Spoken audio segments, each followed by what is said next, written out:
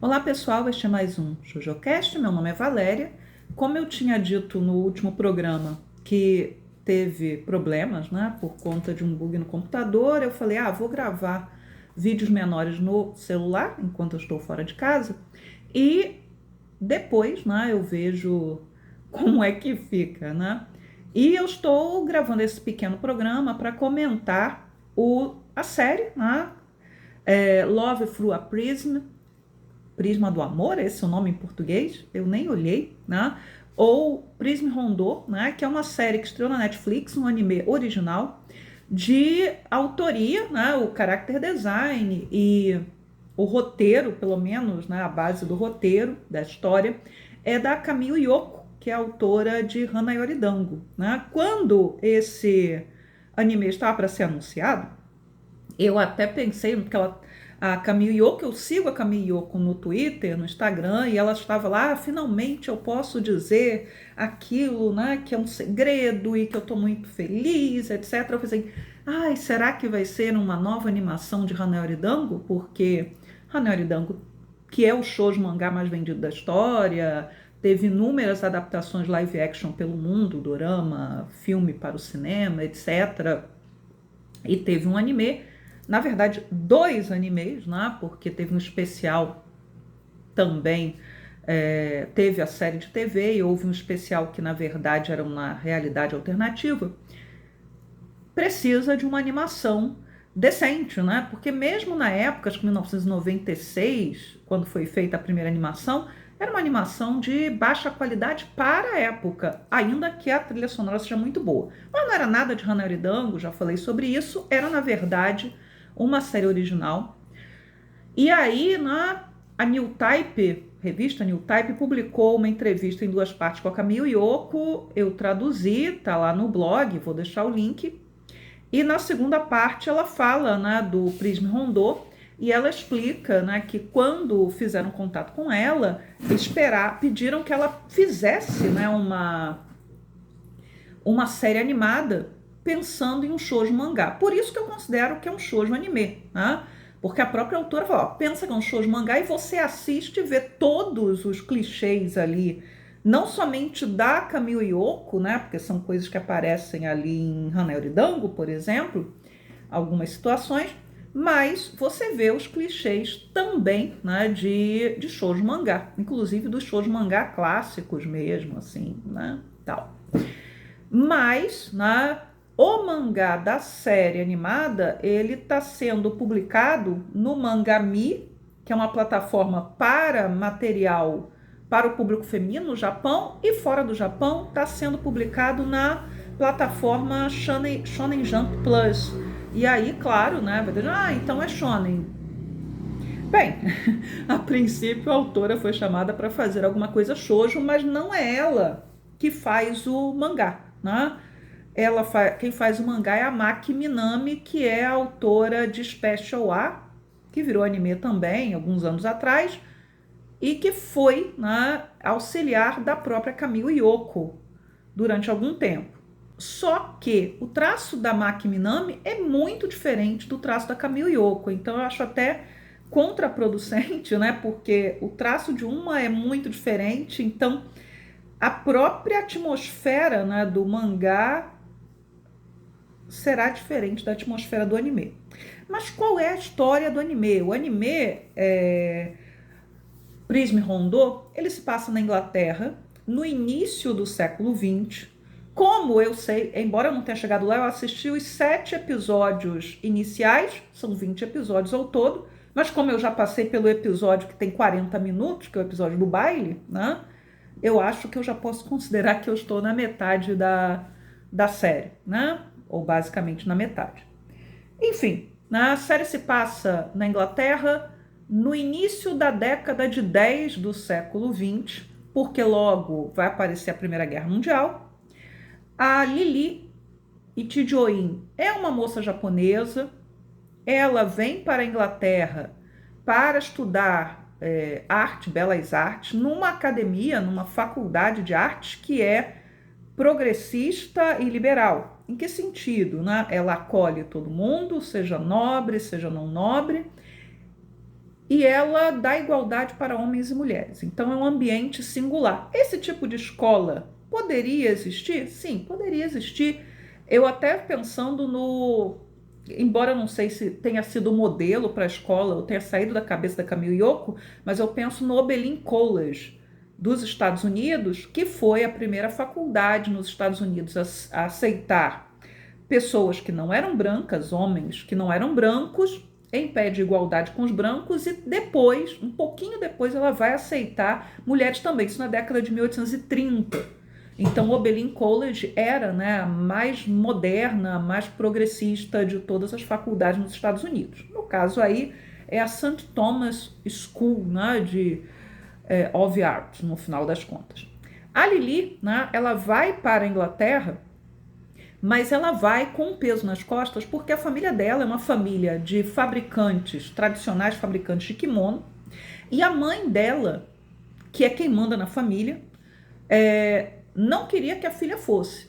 Então, ela estabelece que se a Lili não conseguir ser a primeira da turma em 6 meses, ela terá que voltar para o Japão e se casar. Como ela é filha única, a proposta da mãe, né, vai ser imposta que ela se case com o segundo ou terceiro filho de uma outra família. E esse tipo de casamento, como eu expliquei em um programa, um Shoujocast lá atrás, é uma espécie de adoção, tá? Funciona como uma adoção, e eu fiz um programa sobre isso, vai aparecer o card, enfim. Esse filho, né, da outra família abre mão do seu nome e passa a ser o chefe dessa nova família. Acho que o caso do pai da Lili deve ser esse, né? Para ele ser um marido assim tão aparentemente submisso, né, à esposa, em que ele foi, né, trazido aí para o seio familiar porque ela era filha única. Mas de qualquer maneira, a Lili parece que herdou do pai o amor pela arte, mas a mãe quer que ela siga os negócios da família, não é porque ela é filha única. Então ela vai com esse peso. Ela chega na Inglaterra, ela se perde ao chegar, né? E ela acaba conhecendo um rapaz muito estranho, né? Que se veste quase, né? Com um sujeito de rua, um morador, né? De rua, que é o Kit Church, que depois ela descobre que é o primeiro aluno da escola, né? Que é o aluno mais brilhante. É um estereótipo do artista, gênio, etc. Tá? A Lili, né, ela já é uma mulher, uma moça adulta, né, ela deve ter pelo menos 18 anos, 19 anos, ela é extremamente cheia de energia, ela fala inglês fluentemente, mas não tão bem assim. Ela vai morar, né, numa espécie de pensionato para moças, ela logo vai ser abraçada ali por uma aluna que é a Dorothy Brown, que vai apresentar a escola para ela, ela que vai dizer que o Kit é o principal, né, o primeiro aluno da academia, e ela vai conhecendo outros alunos, ela vai sofrer bullying, né, de 3 alunas que tem nome começado por S, Stacy, Shirley e sei lá mais quem. Elas só apareceram uma vez até agora, né, com falas, e elas, na verdade, o que a Dorothy vai dizer é que elas estão ali naquela escola para arrumarem maridos ricos, né, e com um título de nobreza. Então, como a Lili atrai a atenção de um garoto lá, de um rapaz que era filho de um barão e que vai fazer meio que uma proposta indecente para ela, né? Ela se torna alvo de bullying, mas o bullying só apareceu em um episódio. Então, assim, nem sei se isso vai continuar. Mais tarde, né? Então, a Lili vai conhecer alguns dos alunos, vai conhecer o professor Brant, que é apaixonado por Shakespeare, mas é aparentemente o principal professor da escola, professor de pintura a óleo, que vai dizer para ela que ela tem uma excelente técnica, mas que ela é extremamente acadêmica. E aí a gente cai em outro clichê sobre arte, né? Estudante de arte, aquela história: ah, você tem uma excelente técnica, você é muito competente, mas te falta alma, te falta coração, que é aquilo que o Kit tem. Sabemos, né, que Kit e Lili, né, vão acabar formando um casal. Isso está explicitamente dado desde o início do encontro dos dois. Mais tarde, né, a gente vai ter os alunos, né, a Dorothy, o Geoffrey O'Brien, que é ruivo e irlandês, outro clichê, né, irlandês ruivo, é nobre, mas de uma nobreza inferior. Só o fato dele ser irlandês, ele já seria discriminado, enfim. Tem o Peter Anthony, que você bate o olho e ele é um aluno de pele mais escura. Ele, né, people of color, de onde esse cara é? Vai-se dizer que ele é indiano, mas olhando para ele, eu não consigo ver muito indiano nele, não. Tá? Eu pensaria em jamaicano, alguma coisa assim. A Inglaterra é um império e havia, né, gente de todas as partes do império em Londres, apesar de muita gente acreditar que esse pessoal brotou na última década e meia, né, por conta desses movimentos supremacistas brancos, etc. A Inglaterra é um império e esse pessoal circula dentro do império até por própria iniciativa dos ingleses mesmo, que vão tirar a população daqui, levar para lá para determinadas tarefas. Então, por exemplo, a Guiana Inglesa, que agora é sul-Guiana, aqui do nosso lado, tem uma população enorme de indianos, paquistaneses, que foram trazidos pelos ingleses. Então, é um país na América do Sul que tem uma imensa população islâmica. Então, o presidente da Guiana é muçulmano, inclusive. Né?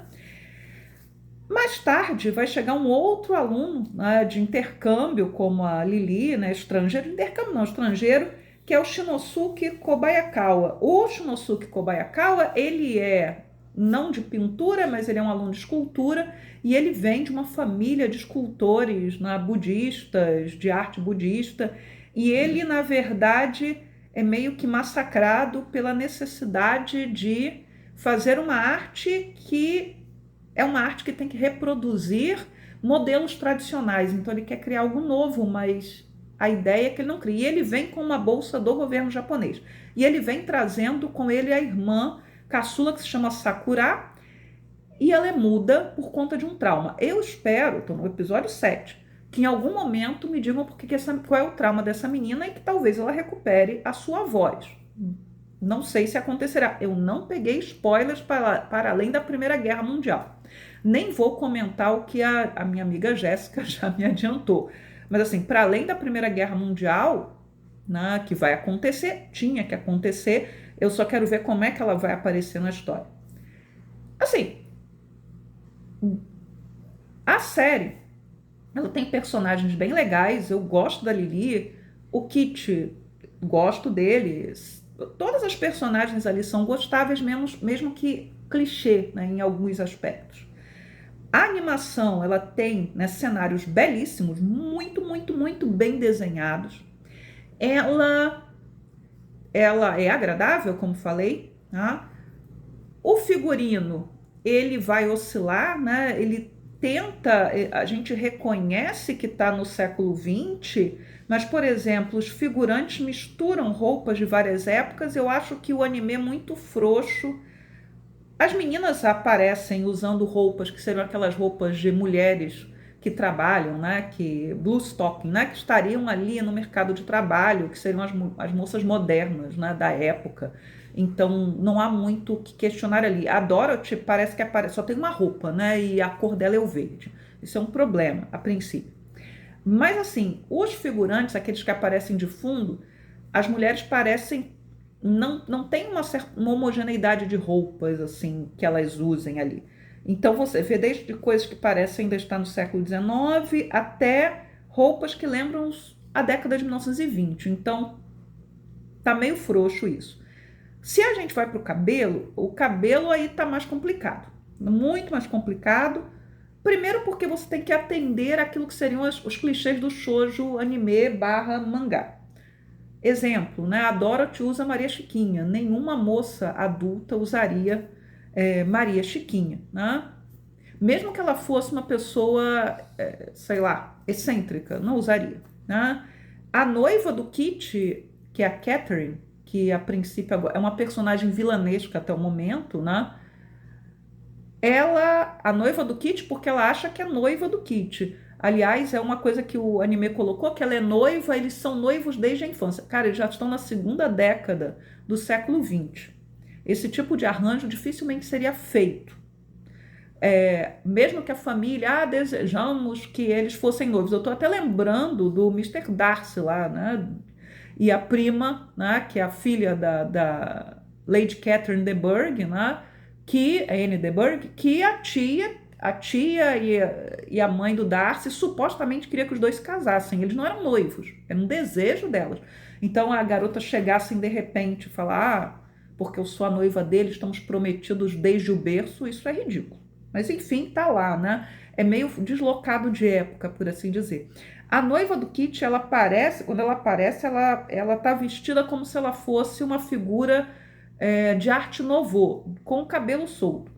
De novo, ela poderia estar até vestida arte nouveau, mas o cabelo dela deveria estar preso, porque ela já é uma moça adulta e ela não estaria com seu cabelo solto.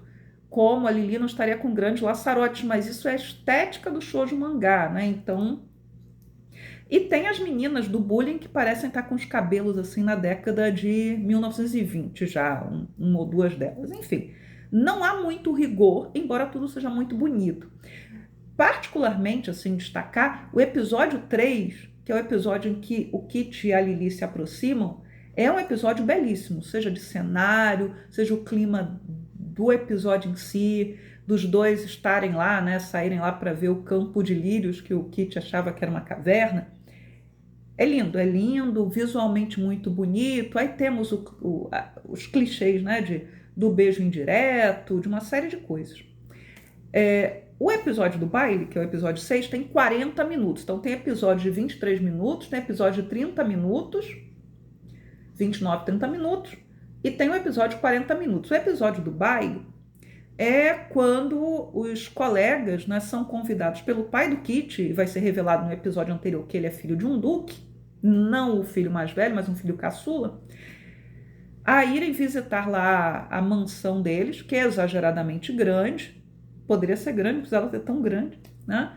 Que é imensa, e aí vai ter um baile, e esse baile é interessante porque as mulheres, né, estão vestidas com roupas assim da década de 10, está tudo bem homogêneo ali, salvo a Catherine, que parece uma figura a noiva, né, de arte nouveau, e os homens estão ok, né, porque a frouxidão de vestuário ali não vai existir, tá todo mundo ok.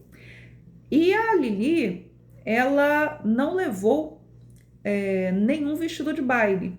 Ela não tinha, provavelmente. E aí ela diz que não levou porque ela levou os apetrechos de pintura, ela preferiu levar para poder desenhar. Ela está fascinada, ver cavalo, ver ovelha, coisas que ela não tinha acesso no Japão. E aí o Kit, para que ela possa ir ao baile, e essa cena do baile é linda nos detalhes, até a luva, o tecido da luva do Kit, o tecido da luva da Lili, né? São diferentes, luvas, tudo muito bonito. O Kit, ele vai arrumar um vestido para Lili, só que esse vestido era da mãe dele e era uma espécie de relíquia de família. E temos a cena clichê do espartilho, que se cair na mão do pessoal da história da moda vai ficar horrorizado com aquilo ali, que é um clichê, né? Ela tem que entrar no espartilho porque a roupa da mãe do Kit é uma roupa que está fora de moda. Ela fica belíssima, mas é uma roupa de pelo menos 20, 30 anos antes, diria uns 30 anos antes, mas sem a roda, né? Sem a crinolina, né? Então, assim, parece um vestido de noiva. Lindo, lindo, lindo, lindo, lindo. Ela vai ficar linda, mas é um vestido que nem a Lina aqui. Mas aí o que me levou a pensar é o seguinte, aí eu lembro, os kimonos no Japão, eles são passados de geração em geração. O kimono não muda, né? É um tipo de vestimenta estável.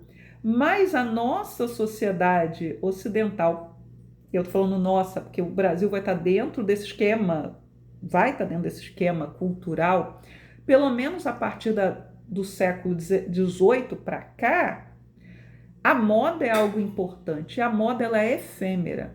Então, assim, ainda que você pudesse, isso acontecia muito, pegar um vestido que tivesse sido importante, né, para alguém e transformar esse vestido para a geração futura, e vocês podem procurar muitos vídeos desse tipo, um vestido de noiva que foi da tataravó, da bisavó e que passa na família, ele vai sendo adaptado, ele vai sendo modificado, ele não vai ser o mesmo vestido. O kimono, ele vai ser o mesmo kimono. Eu até lembro de Haikara-san Gatoru, que uma das partes mais assim tocantes do mangá, é um mangá cômico, mas é uma dramédia, né? Em que a avó quando se acha, né, que o noivo da protagonista morreu, a avó dele dá para ela de presente o que ela tinha recebido, na verdade, de presente, o kimono de noiva da da avó do rapaz. E nos funerais, em que você não tem um corpo dele, porque ele não morreu, nos funerais a protagonista vai usar aquele kimono. Então, assim, não vai haver transformação. Então, assim, a ideia de que aquele vestido era uma relíquia que seria passado de geração em geração, porque isso vai ser dito no anime, não faz sentido dentro da Inglaterra. Porque vestidos como aquele não seriam reutilizados, né? Eles poderiam ser guardados, mas não seriam reutilizados não da mesma maneira.